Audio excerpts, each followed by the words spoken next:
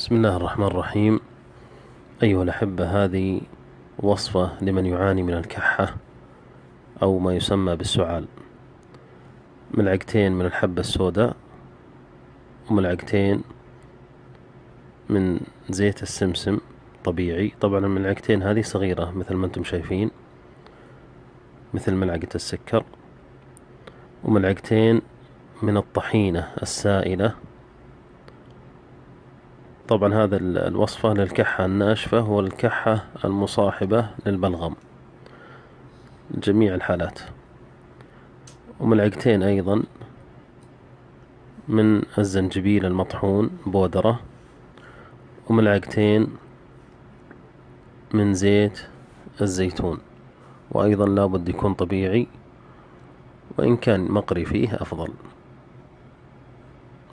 تحرك مع بعض مثل ما انتم شايفين، تحرك جيدا، ويؤخذ ملعقة صغيرة قبل النوم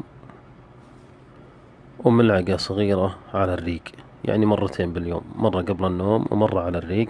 بإذن الله تتبين النتيجة من أول يوم، تحفظ في الثلاجة للوقت الآخر. أسأل الله لنا ولكم الشفاء.